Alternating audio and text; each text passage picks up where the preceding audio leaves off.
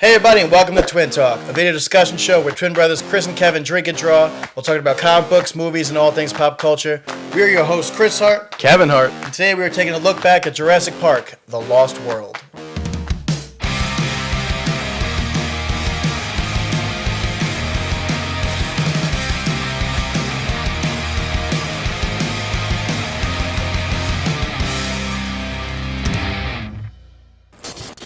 Jurassic Park: The Lost World is a film from 1997, also directed by Steven Spielberg, hot off the success of Jurassic Park. This is the sequel starring, I want to say Ian Malcolm, but that's not his name. he's that iconic. Yeah. Jeff Goldblum. And fetus Vince Vaughn is in this movie, makes an appearance in this movie. Yeah, but the movie stars, I keep going to say Ian Malcolm. This movie has Jeff Goldblum playing the iconic Ian Malcolm. It also stars Julianne Moore and obviously, like you said, baby Vince Vaughn. As a kid, I loved this movie. We used to watch it over and over again. I feel like it was a nice addition to the lore of Jurassic Park. A lot of people complain about this movie, saying that it's not as great as the first one, which Nothing ever will be. Nothing will ever be. Yeah, that movie is perfect. It's literally perfection. I feel like this was a good effort, though, as far as like expanding. Like the you said, world it's a nice of Jurassic add-on to the first one. Yeah, they saying? try and bring the park to San Diego. us. Yeah, and it's a totally different island too. I love the beginning of this movie. They're like the rich people are on the yacht, you know, like and. The girl, they're having like cheese and crumpets, and they're just like, but good for the dinosaurs. Tax the rich, get the 1% out of you. We're Team Dino on this one. Yeah, no, but that opening scene is pretty cool. I always loved it. Even upon rewatch, I still think it's a pretty great way to introduce a sequel to Jurassic Park. You don't know what struggle is. Now you do. We're obviously poor. I don't know if bringing back the cast is like not part of the whole Lost World thing, but I was at least glad to see Ian Malcolm returning. Jeff Goldblum is so good in that role, and I feel like he carries most of this movie. Yeah, it's got some really comedic moments, and it actually like explores his character a little bit further from the first movie. Because in the first movie, he was kind of like a cartoon character, the comedy, and he was kind of like the jokester, and like you could tell he was like irresponsible and this and that. But this one, he was like a rock star. And this one, he kind of like you see his values. He's a hero in the fact that he even went back to the island after the horrific accident that he had in the first one to save. I don't know if it's his girlfriend or his ex-girlfriend. His ex-girlfriend, a partner in the field. I have no idea. I think it is his girlfriend. Yeah, and the ex-wife is the one he had a daughter with. Yeah, because even Vince Vaughn's like, "Where's the relation here?" Totally different colors.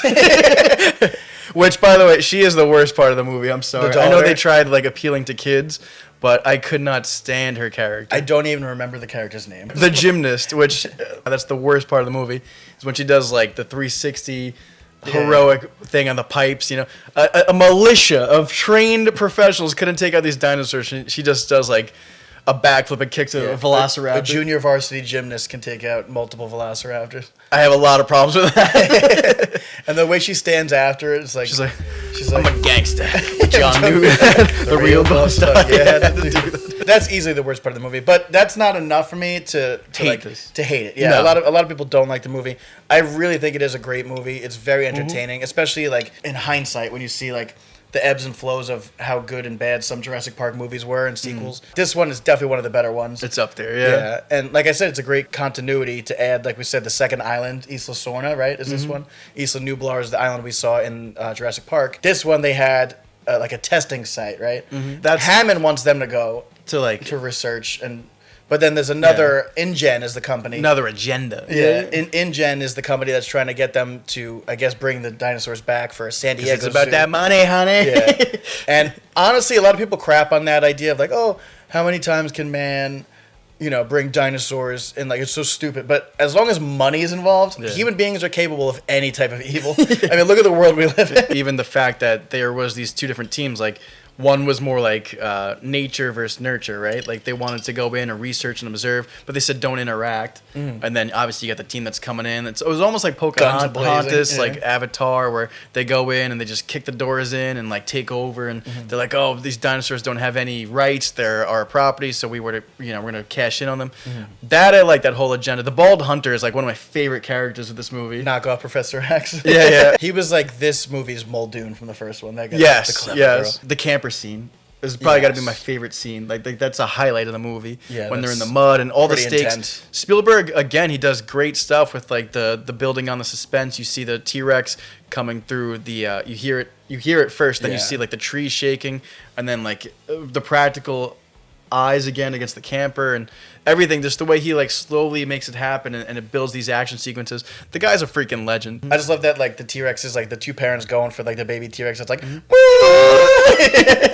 that noise is haunting. Yeah. And like that thing was so practical. It was so real. Like how its like leg is bleeding. Yeah. And they got like the muzzle on it and stuff. Like that thing is so realistic. Yeah. I just thought it was so cool that like the two T-Rexes are like, you know, looking in, trying to get their baby back, and then once they do get the baby back, like. My baby back. What did the humans think was going to happen? I know, like, man. of course the T-Rex is going to push the camper off the cliff. And that poor man that comes to save them. Oh, Eddie. When he's in like the not the RV, he's in the Jeep, and he's like going in between, like he's got the cable on it, and then the T-Rexes are trying to eat him, and then they destroy him, they rip him in half. That's what I'm saying, is like it's the stakes. Like he's out there, he's in the rain, he's in the mud, these T-Rexes are out there. Not only they're falling, the glass That's scene, a great when the part. glass is slowly cracking, you got the backpack and everything's falling, like just all of it is just so tense and so suspenseful, yeah. And the fact that these guys even make dumb decisions, we wouldn't have a great franchise if it wasn't for these dumb decisions. Ian Malcolm's like the voice of reason in almost every movie he's been in as far as the Jurassic Park franchise. He's the only one that's like, guys, are you kidding me? So you're rooting for him the whole time. We forgot to mention the first one, but we were going to try and do like a ranking of the worst deaths. The worst death in this film for me has got to be the poor guy, Eddie, because the man's a freaking hero. But there's a lot of bad deaths in this one. The guy, like, as small of a detail as it is, the one with, like, the red and black poison snake that goes down his shirt and it goes out of the waterfall, the cowboy hat guy, and then he gets eaten by the... That's horrible. And, like, the blood's dripping in the waterfall. Yeah, that's a great scene, That's pretty rough. When the T-Rex goes to the campsite. Or even the guy that... I mean, he deserved it, though. The guy who went to go take a leak in the woods and the compies or whatever are just, like... You know, having on him, they're like pulling his like teeth on his lip and his nose and stuff. Yeah, but that's an element of the movie that I liked, was the theme of we went in there and he tased them. They're like, they're natural. They wouldn't have a reason to fear man. And he's like, now they do, blah, blah, blah. And he tases them. And that went to go show like the nature versus nurture, I guess, theme of the movie. I feel like the T-Rexes were a highlight in this movie. The first one felt more like the Raptors were a big build up at the climax, but this one's obviously the T-Rex, which is really cool to see this thing walking around in San Diego. That's what I was gonna say. The streets. My favorite scene probably is when they finally get to San Diego in the city. Like, a lot of people have issues with that part of the movie too. I think that's one of the coolest parts. That's pretty of it. cool. And I think that's cool that they're gonna like revisit that again, obviously in Dominion. And I want to see more of that, like the dinosaurs in our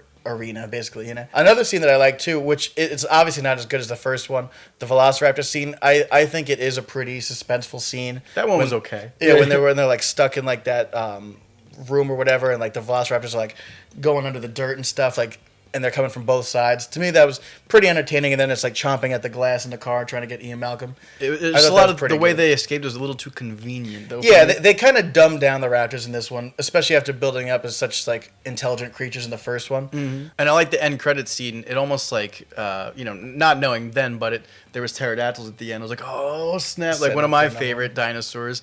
I was like, oh, are we ever gonna see those? And unfortunately, we did. And there's things the pterodactyls were a highlight of JP3. JP3. We're going to talk about that in the next episode. That end shot, like you were just saying about, with like the pterodactyls and the T-Rex and all the dinosaurs on the island just like living their lives.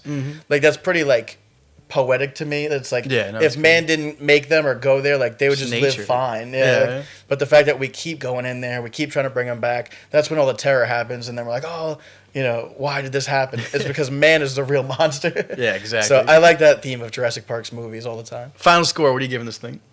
It is a solid sequel. It doesn't match the perfection of the first one, but I will give this movie a 8.5. Same. Yeah, I'm going to go to 8.5 out of 10. I want to give it a 9, but I'm going to stick with 8.5. It's just a little bit lower than the first. The first one's iconic. Nothing will ever touch that movie. The first one's a 10. We already graded that. It is perfection in every aspect of the whole movie. Life found a way. But this one is, I'd say 8.5 is pretty fair. What did you guys think about Jurassic Park: The Lost World? Let us know in the comments below. Stay tuned, by the way. We're going to be rewatching and reviewing all of the Jurassic Park and Jurassic World movies leading up to Jurassic World Dominion coming into theaters this summer. We're going to be drawing a pterodactyl for that one, so make sure you check out that video as well. Anyways, that about wraps up today's episode of Twin Talk. If you like this video, give it a thumbs up, comment below to join the discussion, and don't forget to subscribe to the channel for more content. We'll see you next time. Peace!